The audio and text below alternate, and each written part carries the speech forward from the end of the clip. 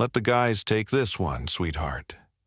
Chief Rourke didn't even bother lifting his eyes from the spotting scope when he tossed the line out.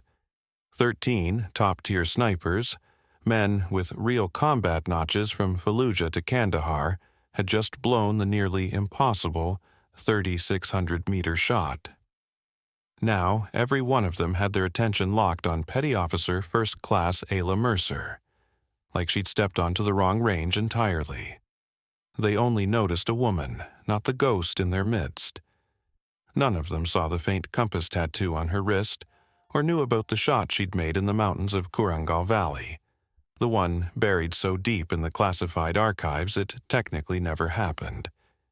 They didn't know her real call sign either, and in less than a minute that ignorance was about to rewrite everything they thought they understood about long-range perfection. The high desert air at the Naval Special Warfare Training Grounds in Red Mesa, Arizona sat still and heavy at 600. The sun already hammered the earth, turning the firing lanes into a blinding mix of heat and shadow. Dust devils twisted lazily near the distant target berms while the smell of hot brass and gun oil hung thick. Ayla Mercer stood 30 feet behind the firing line, quietly studying the latest miss through narrowed eyes. 29 years old, 5'7", built lean with the kind of strength that only came from real deployments, not gym mirrors. Her camis were worn in all the honest places: sleeves, knees, the seat, proof of experience rather than supply room starch. Dark hair cinched into a regulation tight bun, a thin scar cutting across her left eyebrow, and that intense stillness only found in people who have spent too many nights behind a scope where even breathing too loud could end a life. When she shifted her footing, her right hand instinctively touched her left wrist, fingertips brushing something hidden beneath the fabric. Chief Rourke stood at the lead spotting position, broad-shouldered and stone-jawed in his late 40s, ribbons, including 2 bronze stars, resting on his chest. His voice stayed flat as he called out wind values for the shooter, though the frustration was bleeding through now. This was the 13th attempt. 13 SEALs, Force Recon Marines, and Special Forces snipers, the very best long-range shooters available, and not one had made a clean hit at 3,600 meters. The range itself was a beast, over 2 miles of rugged desert with brutal elevation changes and thermals boiling off hot sand, while the wind liked to change its mind every half-minute. The target, a standard E-type silhouette perched on a distant ridge, shimmered inside the heat haze. The ballistics were merciless. Bullet drop measured in building heights, wind drift capable of tossing a round 8 feet sideways, Coriolis pull, spin drift. A dozen tiny devils that had to cooperate at the exact same second. Lieutenant Commander Elena Park, Navy Intelligence, and one of the only people here who didn't stare at Ayla like she belonged in a different world, stood beside her.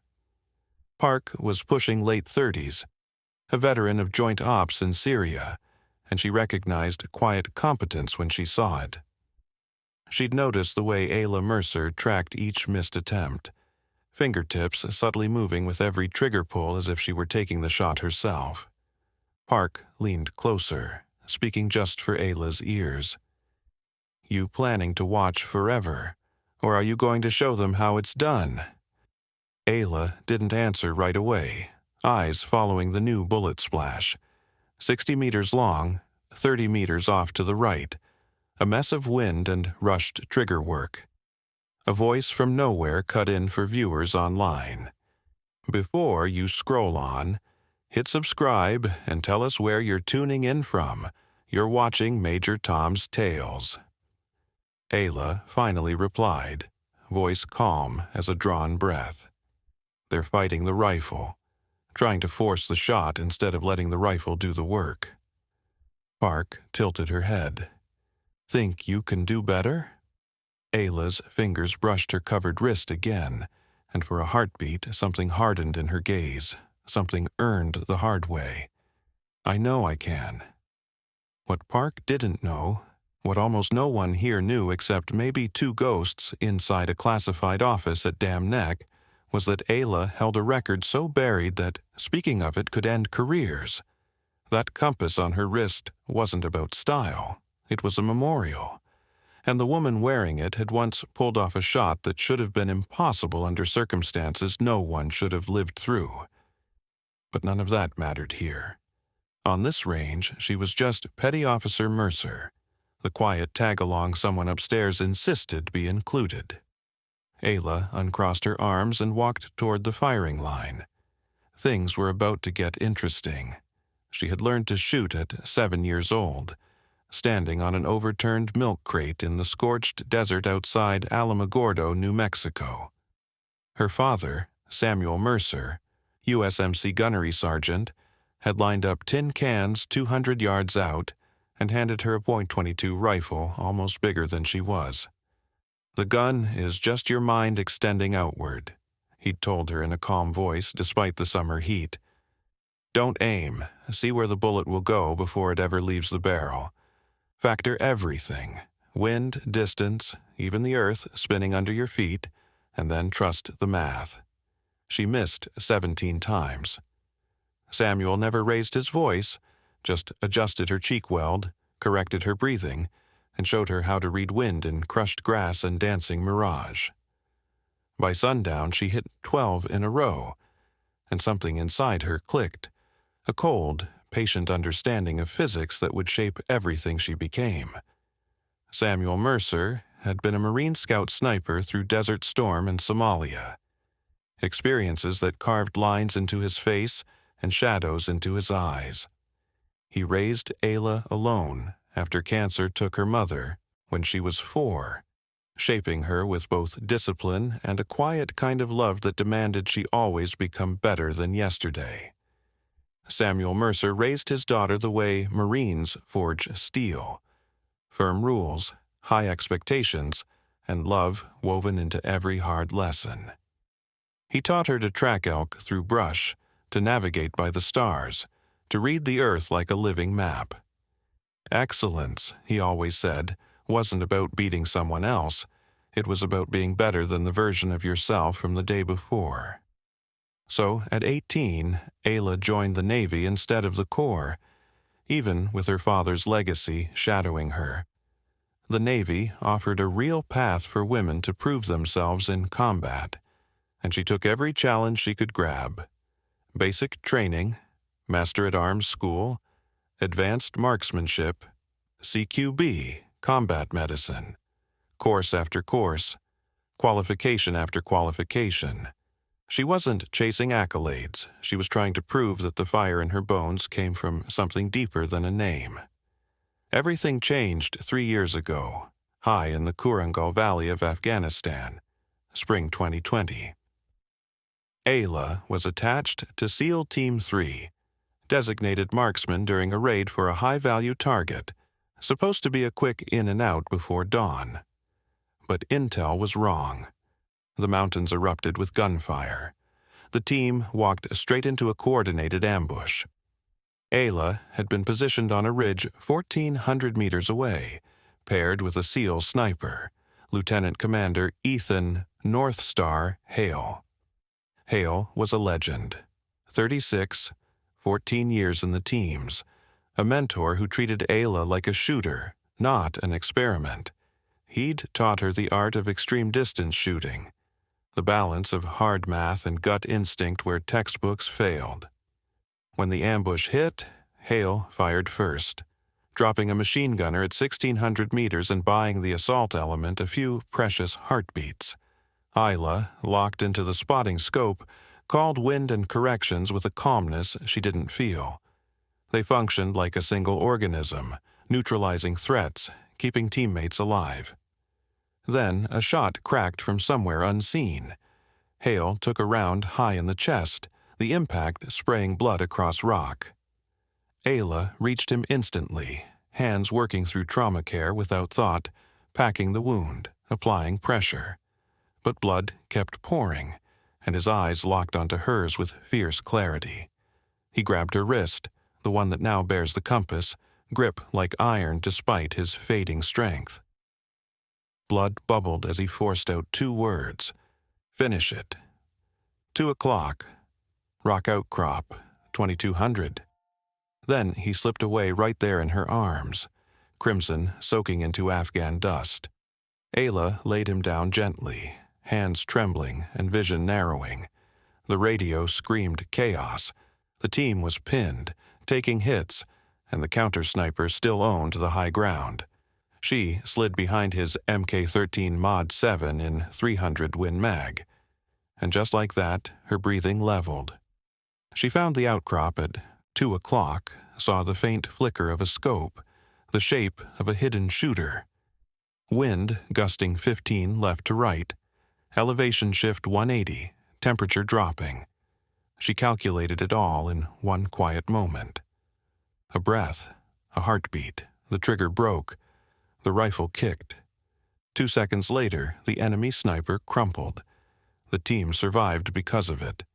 And Ayla carried Hale's body down that mountain herself, legs burning, refusing to let anyone else take the weight. They awarded her a Bronze Star with valor, but the mission's truth was buried. Hale had been involved in intel circles above top secret, targeting ghosts the government couldn't admit existed. Her impossible shot, the man she killed, all erased from the record. It became a whispered myth, never officially real. Her story became a murmured legend in team rooms, never acknowledged, never written down. 6 months later, Ayla inked the compass onto her wrist, a tribute to Ethan North Star Hale and the direction he gave her. She requested a shift to instruction, far from the Black Ops world and the missions no one would ever admit happened. She wanted to teach, to pass on what Hale had shown her, to honor him by ensuring others survived the fights ahead. But ghosts have a way of marching beside you. She carried the weight of that night everywhere, the wet rattle of Hale choking on blood, the haunting reality that she took a life from so far away it barely felt human.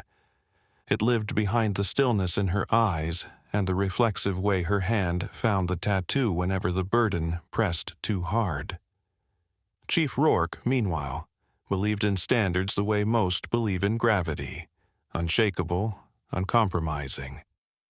24 years in the SEALs, from Panama to Ramadi, and he'd formed blunt opinions about who belonged where.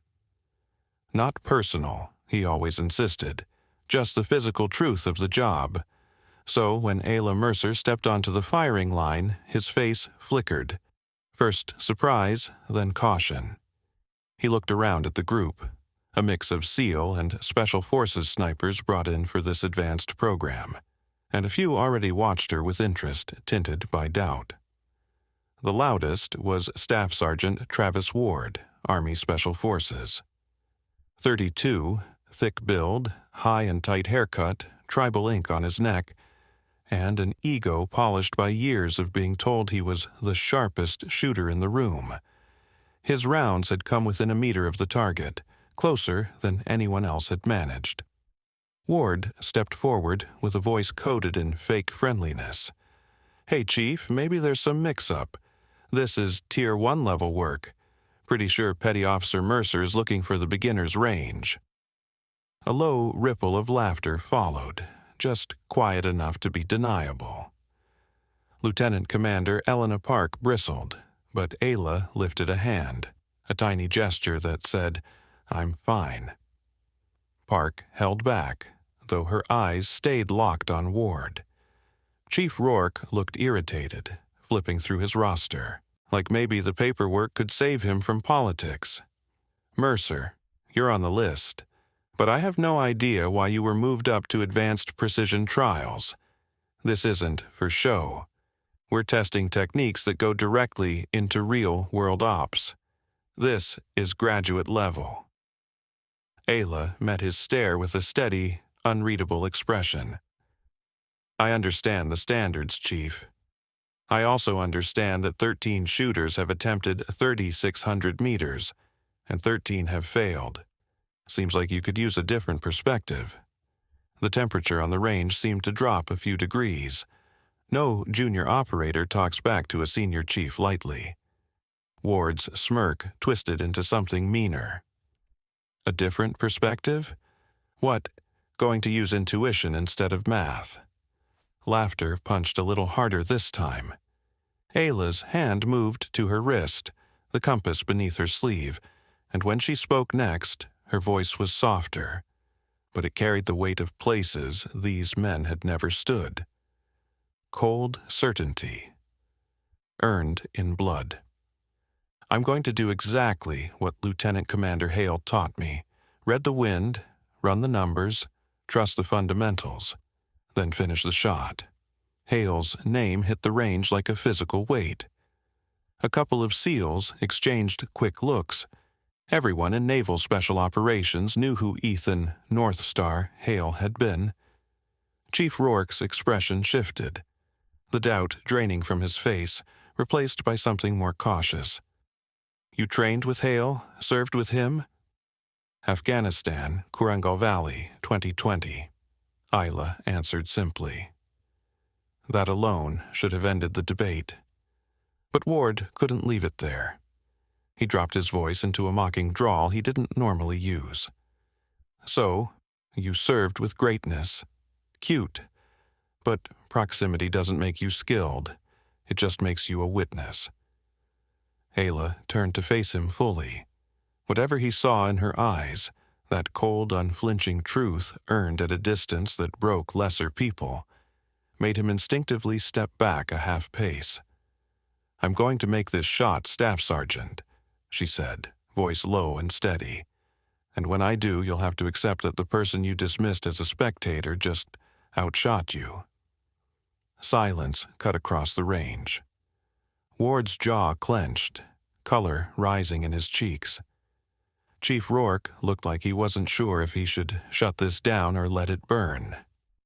Elena Park stepped in, controlled and official. Senior Chief, Petty Officer Mercer is here under orders from Captain Sloan at Dam Neck. She's qualified on every weapons platform in Navy inventory and certified as an advanced precision instructor. She has earned the right to be here. If you'd like to question that, I can notify the captain personally. Rourke studied Park, then Ayla, gears turning behind his stare. He wasn't new to the Navy's politics. Denying her now could blow back hard. Better to let her shoot and fail than pick a losing fight. Fine, Mercer, you're up, he said at last. But I'm on the spotting scope and I'll call the shot exactly as it is. No special treatment. 1 round, miss, and you're done. Clear? Crystal, Senior Chief. He gestured toward the rifle. A Barrett MRAD in 375 JTAC on a bipod with a Schmidt & Bender 5-46 optic riding a 40 Mo rail. Brutally precise gear, in the right hands. Ayla approached it with the calm familiarity of greeting an old friend. No rush. Every movement efficient, refined by thousands of repetitions. Chamber cleared. Magazine checked. 5 rounds of 350 grain solid precision cut. She settled in, adjusting cheek rest, buttstock, and body alignment until everything disappeared except the task. Ward loitered 15 feet away, arms crossed, watching with thinly veiled contempt. Ayla could hear something about checking boxes and politics from his direction. Noise she let slip away like dust in wind. She had lived this moment before, in worse heat, under real fire, with lives on the line. This was just physics and breath. Just the desert. Just math. Just what her father had put in her bones on a milk crate in New Mexico. What Hale had sharpened into a weapon through endless hours behind glass. This was who she was. Ayla lowered herself behind the scope. The world shrank to a reticle, and a shimmering silhouette 3,600 meters out. Her breathing slowed, her pulse steadied, and for the first time since stepping on that range, she let a tiny smile form. Private, unseen. Time to remind them why ghosts are feared.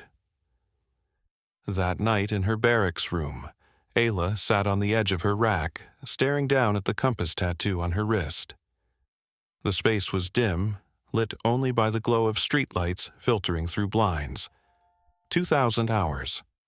The range had shut down at 1800, and she'd buried herself in the gym for 4 straight hours, pushing until muscles screamed and her mind finally went quiet.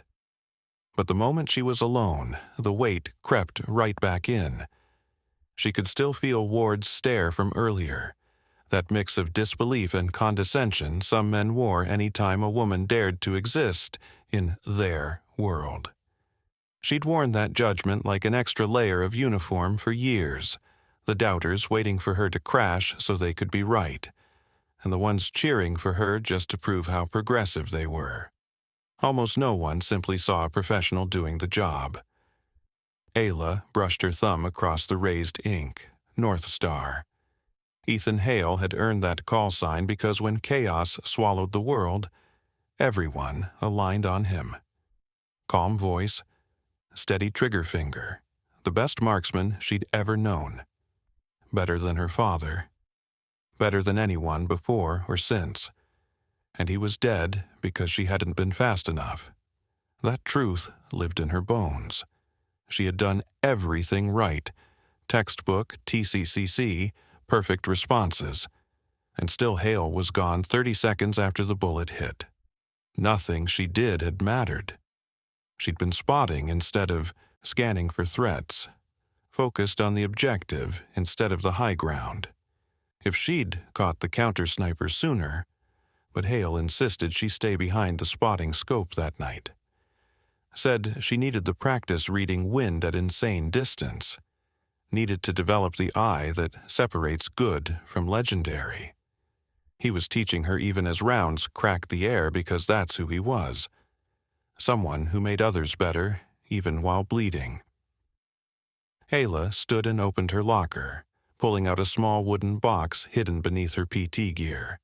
Inside rested a carefully folded flag, the one Hale's team handed her at his wake after his wife refused it, too wrecked to keep anything tied to the Navy that stole him. Beneath it lay a worn photograph.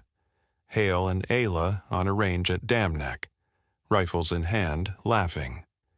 It was taken the day she scored 98 out of 100 with the MK-13. Hale bought the squad drinks after. "You're a natural," he told her. "Most people fight the rifle. You let it work. That's what separates the great from the rest. You trust the process." She set the picture down gently and closed the box. Tomorrow, she'd be back on that firing line.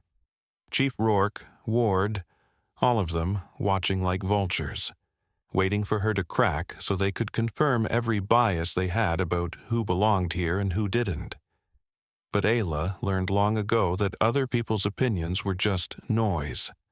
Fundamentals mattered. The shot mattered. She pulled out her range notebook, the battered green one, full of wind calls, ballistic tables, and scribbled equations, flipped to a blank page, and started crunching numbers for the morning. 3695 meters, 350 grain projectile, muzzle velocity around 2900 FPS, time of flight roughly 4 seconds, bullet drop about 980 inches, 82 feet of gravity working against her. She'd need nearly 320 MOA of elevation with the 40 MOA rail already providing some lift. Wind would be the real enemy. At 3,600 meters, even a mild 5 meph crosswind could shove the bullet 20 feet off course. And desert wind refused to behave, gusting, swirling, rising off hot pockets of air. She'd have to read every inch of it. Coriolis effect. Earth's rotation nudging the round almost 2 feet. Spin drift adding another 6 inches right. Humidity, altitude, temperature. Every factor a piece of the puzzle. But she'd handled worse shots under worse conditions with lives on the line. Ayla closed the notebook and lay back, eyes on the ceiling. Her mind drifted to that ridge in Afghanistan, to the moment after Hale died, when she lifted his rifle and made the shot that physics said shouldn't exist. She remembered that eerie calm, how the world narrowed into a perfect corridor between her and the target. She took that shot for Hale, to finish what he started, to force his death to mean something. Tomorrow, she'd take the next one for herself, not to prove a point to others, but to honor the hours, the pain, the craft she'd mastered in silence, and maybe to prove something to the ghost of the man who believed in her long before anyone else did. For Hale, she thought, fingertips resting on that compass again. For you, and for everyone convinced I shouldn't be here. She shut her eyes, and the last thing her mind calculated before sleep caught her was the shot. 320 MOA elevation, 10 amp wind from left to right, temperature 88 degree, pressure 29.92. Tomorrow was going to be interesting. 0545 hours. The range was already blistering. Heat rising early, the kind that drained you before the day even began. Ayla arrived long before anyone else. She spent 30 minutes studying the downrange terrain through her personal Leupold Mark spotting scope, the one her father gifted her when she pinned petty officer. Wind was already a menace, sneaking through low brush, twisting into ugly swirls where the ground broke unevenly. Thermals were building fast. At 3,600 meters, she wasn't just firing across distance. She was firing through multiple different atmospheres along the bullet's path.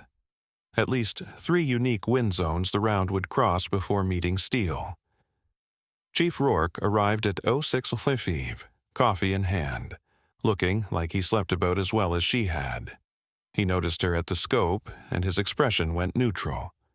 "Didn't expect you this early, Mercer." "Wanted to get ahead of the shifting wind, Senior Chief," she answered. He grunted approval, moving to set up his own gear. "Wind's gonna be worse by 08. Thermals'll wreck clean reads." "Yes, Senior Chief." They worked quietly for a few minutes. She could feel him watching from the corner of his eye. Finally, he spoke, voice lacking yesterday's edge. "I knew Hale. Not well. But we did a joint op in Iraq back in 08. Solid operator, professional. If he trained you, that's worth something." Ayla looked up. "He was the best shooter I ever saw, and the best teacher." Rourke nodded slowly. "Word is you were with him when he took that round, Korangal, 2020. "I was," she confirmed, jaw tightening. "Word also says you dropped the bastard who hit him. 2,200 meters, mountain wind, under fire." Ayla's voice cooled. "Can't confirm or deny classified operations, Senior Chief." A ghost of a smile tugged at the corner of Rourke's mouth. "Didn't think so." He shifted stance. "Look, I'm old school.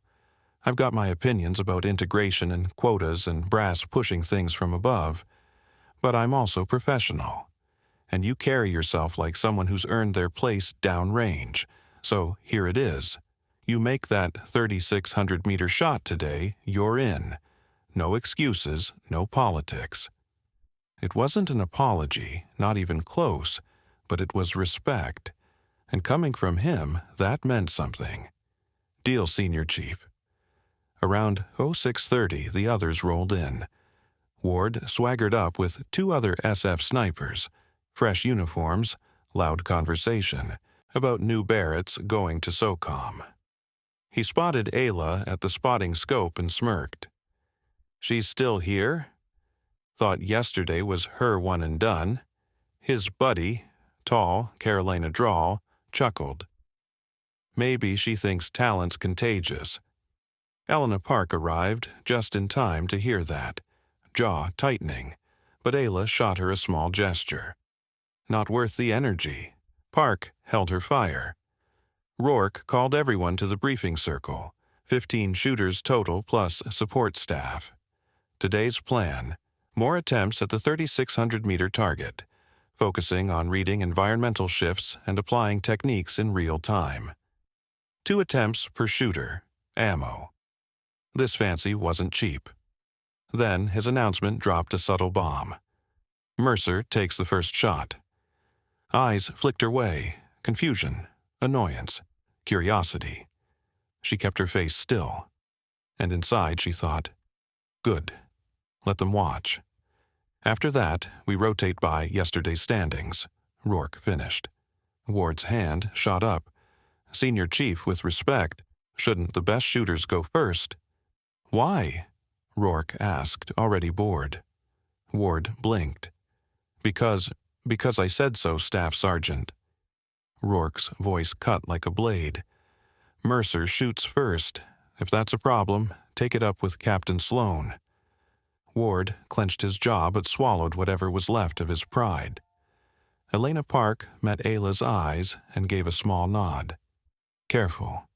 His ego's bleeding. Ayla simply inhaled once and moved toward the rifle. Same Barrett MRAD from yesterday, already zeroed, already proven. She ran a smooth function check, cycled the bolt, confirmed the scope mount and rings were locked tight. The rifle was a precision instrument. It deserved nothing less than reverence. She lowered into position, aligning her body perfectly behind the bore, breathing controlled and quiet. Chief Rourke positioned himself at the spotting scope, voice shifting into pure professionalism. Wind 8 from the west, gusting 10. Temp 2988. Mirage heavy at 2,000 meters, moderate at 2,500, light beyond. Barren 082. Distance 3,600. Elevation plus 52 feet. Ayla processed every word, the data clicking into place. Westerly wind meant a push to the right, but gusts complicated the call. Better to fire on a lull or account for the worst-case drift. The elevation advantage helped a bit. She'd lose a few MOA of drop, which mattered when gravity was stretching your bullet fall into building height territory. She found the target. An E-type silhouette barely visible inside the heat shimmer. Then she started reading Mirage, how the air bent and wavered, decoding wind layers. Close, left to right. About 8, mid-range at 2,000 meet looked like 10. Past 2,500, tougher red, maybe 9, maybe shifting. She watched the sparse brush far out, picking up secret clues in twitching stems. Ballistics ran through her mind like memorized poetry. 320 MOA elevation, with the rail giving her 40. Wind call, 72 MOA right. Add Coriolis and Spindrift, plumitude 5. She dialed elevation, every click crisp and measured. Windage, 74.5 right. Breath control, inhale 4, pause, exhale 6, heart rate dropping until the world felt still. Finger took up the slack, and Ward's voice cracked across the range. $20 says she doesn't even touch the target. Laughter followed, meaner this time. Ayla's finger froze. The moment fractured. Focus cracked open by noise, by eyes, by doubt pressing in like heat. She lifted off the rifle, one breath, then another. Resetting. She felt it. Rourke's cautious respect, Park's encouragement, Ward's contempt. And behind all of that, North Star's ghost, waiting to see if she still remembered who she was. 3 seconds, eyes closed, grounding herself. Then she settled back behind the scope. Wind shifted, now a steady 9, no more gusts. Better. Wind call adjusted, 73 MOA. Breathing slow again, pulse low. Everything reducing to rifle, reticle, target, and nothing else. This time, she pushed everything out of her mind. The world funneled into a single line, reticle, target, and the cold math connecting them. Her fingers settled on the trigger, easing through the slack, pressure smooth and patient through the second stage. The rifle kicked hard into her shoulder, the report crashing across the desert like a thundershock. She rode the recoil, snapped back to glass instantly. 4 seconds, the longest 4 seconds of her entire life. She watched the silhouette, watched the heat-warped mirage, waiting for the truth to announce itself. And there it was, dead center. The steel snapped backward on its hinge, the impact unmistakable even at 3,600 meters. The entire range froze. Chief Rourke's voice came through the spotting scope, disbelief disguised under professionalism. Center mass, confirmed, target hit. Somebody behind her whispered, "Holy shit," like they'd just witnessed a miracle. Ayla cleared the weapon, safe and methodical, then rose, legs feeling strangely light. When she turned, she saw faces caught between shock, respect, and in Ward's case, the first hint of fear. Elena Park was grinning wide. Rourke looked like he'd had the world rearranged on him. Ward stood pale and silent. Ayla met his gaze with calm fire. "I think you owe someone $20, Staff Sergeant." The effect rippled through the line. Nobody spoke for a solid 15 seconds. Every eye locked on the distant target, then back to the quiet woman who'd just done what a room full of elite shooters couldn't. Rourke finally stepped forward. His face was unreadable until he offered his hand. "Hell of a shot, petty officer. Absolutely textbook." Ayla shook his hand, grip steady. "Thank you, Senior Chief. Where'd you learn to read wind like that? That's not standard schoolhouse training." "Lieutenant, Commander Hale," she answered simply. "He taught me to read what the Mirage actually says, not what I want it to say." Rourke nodded, all remaining doubt burned away, and replaced by hardened respect. "I misjudged you. I let the wrong factors influence my expectations.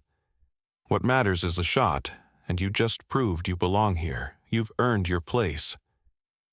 Before she could respond, Ward blurted, "No, that's gotta be luck. No way." Park stepped forward, voice sharp enough to cut air. "Staff Sergeant Ward, I recommend you think very carefully before you insult what we all just saw. 1 round, first hit? Something none of you have managed. Unless you have proof of wrongdoing, maybe close your mouth and start taking notes." Ward looked around for support and found none, not even from his own side.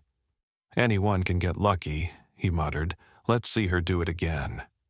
Rourke's response went ice cold. "You want another? Fine. Mercer, you have 1 more round. Make it count." Ayla saw the challenge behind his eyes, not hostility, but a test. Prove it wasn't a fluke. She nodded once, returned to the rifle.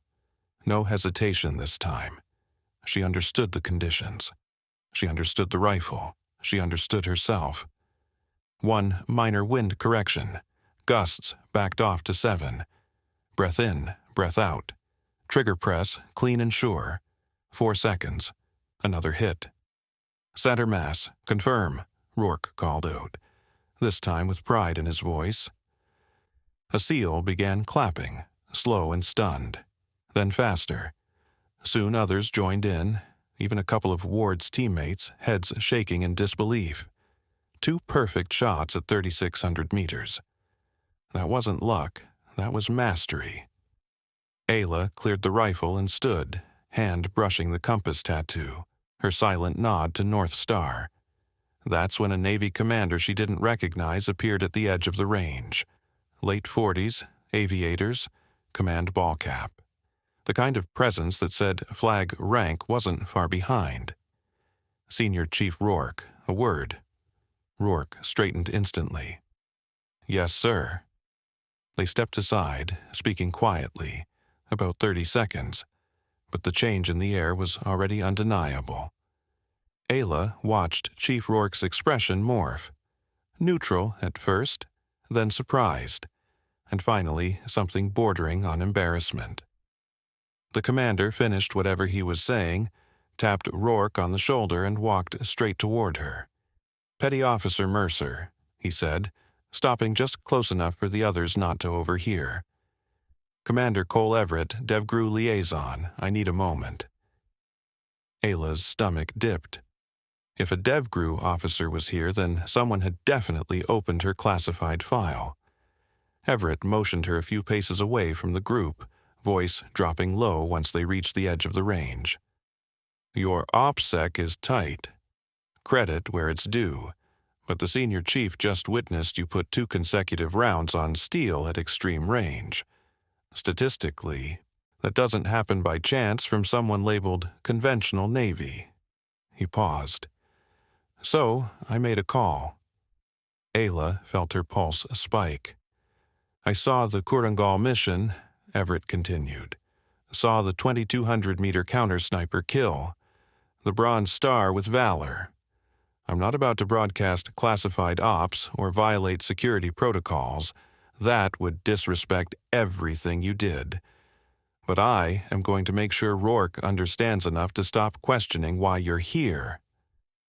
Relief softened her shoulders. He wasn't outing her, just protecting her path forward. "Yes, sir, thank you," she said quietly. "You earned this, Mercer. Don't let anyone convince you otherwise." Everett returned to Rourke, spoke in low tones for less than a minute, then left the range without another word. Rourke came back a different man. His eyes held something new. Understanding. "All right, listen up," he barked. "What you just saw was Petty Officer Mercer making 2 precision shots that surpassed every expectation. I've received additional context regarding her background, details I'm not authorized to share. What matters is this: she has real-world experience and was trained by one of the best snipers this community ever had." He swept the group with a look that dared anyone to challenge him. "From this moment on, Mercer isn't just another student. She's a resource. Anyone who wants to improve will treat her accordingly. Clear?" A chorus of "Yes, Senior Chief," snapped back at him. Travis Ward stood frozen, his face cycling through humiliation, anger, and disbelief, until something finally gave way. He stepped up to Ayla, stopping a few feet away. For a long moment he just stared, ego stripped to the bone. "I was wrong, Petty Officer," he said quietly, "about everything. That was the most impressive shooting I've ever seen. I'm sorry." Ayla held his gaze and found sincerity there. She nodded once. "Apology accepted, Staff Sergeant. We're all here to learn." 3 weeks later, Ayla stood at the front of a classroom at the Coastal Tactical Training Facility in Seabridge, facing 18 students, the next generation of Navy long-range marksmen. The course had a new unofficial name now, the Mercer Course. She tried to shut that down, but the label stuck. Chief Rourke sat in the back, not as a student but as an observer. He'd requested to audit personally, wanting to learn from her. Somewhere along the way, the two of them had built a working relationship grounded in shared standards and earned respect. Ward sat up front in the classroom, pen flying like the notes were oxygen. Whatever shifted in him on that range had stuck. Ego gone, replaced by real hunger to learn. 2 days after the shot, he'd asked Ayla if she would mentor him. She agreed, cautiously at first, but he backed it up with work, not talk. Elena Park stepped in with 2 coffees, handing one to Ayla with a grin. "Ready for this?" "As ready as I'll ever be," Ayla murmured back. She faced the room, 18 faces watching her, some skeptical, some eager, a couple of women among them who'd heard the story and wanted to learn from someone who'd proven the line could be crossed. "Before we dive into technicals," she began, "we need to talk fundamentals. Everything we do here builds on skills you already know. The real divide between good and great isn't a secret trick. It's discipline, patience, trusting the math even when your instincts try to argue." She held up a worn photograph of her and Ethan North Star Hale at Dam Neck. 2 shooters smiling behind rifles. "This was Lieutenant Commander Hale," she said. "Best shooter I've ever known. Everything I teach you comes from him. When I take a shot, it's not just me behind that trigger. His lessons, his voice, They're right there, and by the time you leave this course, they'll be with you too." The room went silent, the kind of silence earned by truth. "Hale taught me that shooting isn't about beating the target," she continued. "It's about beating yourself, your impatience, your ego, that urge to muscle the rifle instead of letting the shot unfold. The bullet doesn't care about feelings. Wind doesn't care about rank. What matters is whether you did the work and whether you trust the fundamentals." She set the photo down. "All right, let's get to work." Later, after class emptied out and lights dimmed, Ayla stood alone, eyes on the photograph still lying on the desk. Park had left. Rourke had left. Everyone gone except her and the memory of the man who believed in her before anyone else dared. Outside, the Pacific burned gold beneath the sunset. Ayla walked out to the observation deck, breathing in salt and quiet. The weight she'd carried for 3 years finally felt a little lighter. She wasn't moving on from Hale, she was moving forward with him. Every student she taught, every marksman she shaped, each one was a living tribute to the man who'd seen potential where others saw limits. Her phone buzzed, a message from Commander Everett. "Heard the first day was solid. Keep it up." She typed back a simple, "Thank you, sir," and slipped the phone into her pocket. The fading light caught the compass tattoo on her wrist, and just for a heartbeat, she felt Hale beside her, watching the same sunset, approval in silence. The work wasn't finished. The mission never stopped. Somewhere out there, future shooters were learning that excellence wasn't politics or permission. It was fundamentals, discipline, and trusting the math. That had been North Star's legacy. Now it was hers to carry on.